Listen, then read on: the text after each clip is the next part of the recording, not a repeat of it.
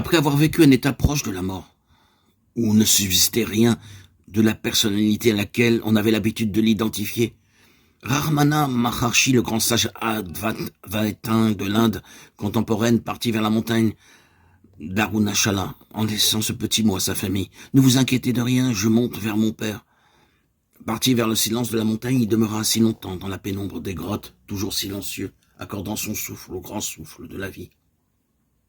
Plus tard, on vint de tous les coins du monde, simplement pour le voir quelqu'un qui ne fait qu'un avec son père, qui vit une relation permanente. Ce que nous appelons prière.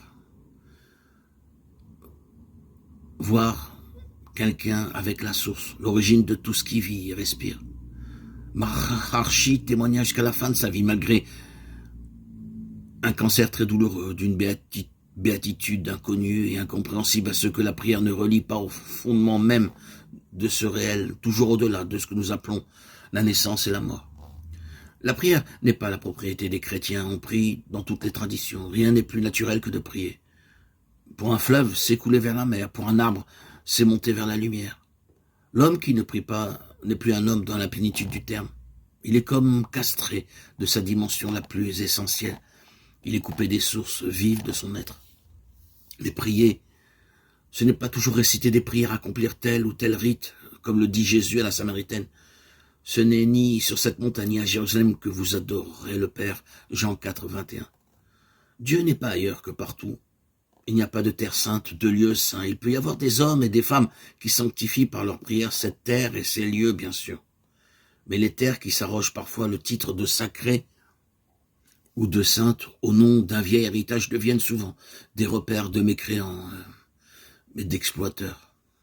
Les vrais adorateurs, tels que les veut le Père, c'est en esprit et en vérité qu'ils doivent adorer. Littéralement, c'est dans le souffle, la vigilance, qu'ils doivent prier.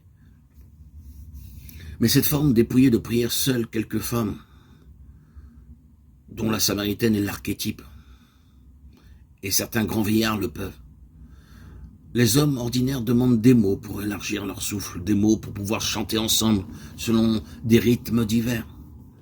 Les disciples demandent à Jésus, apprends-nous à prier, donne-nous des mots pour le dire, pour le penser, pour le croire, pour l'aimer, cet être que nous ne pouvons pas nommer, que tu appelles ton Père. Fais-nous entrer consciemment en relation avec lui, dans l'intimité qui est la tienne. Fais-nous partager ton désir, tes demandes, ta louange, avant de nous taire avec toi et murmurer seulement dans le souffle le nom de la présence qui nous creuse et nous comble, infiniment proche et toujours inaccessible.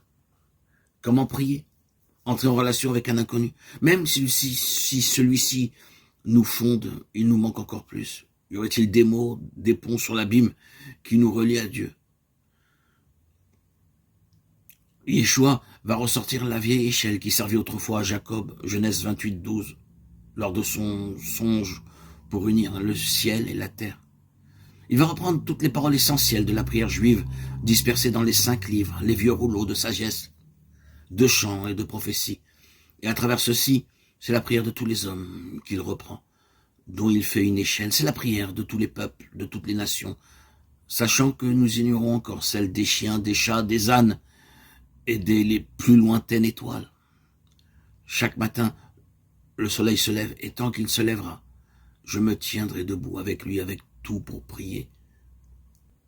Ma prière, c'est mon désir, disait saint Augustin.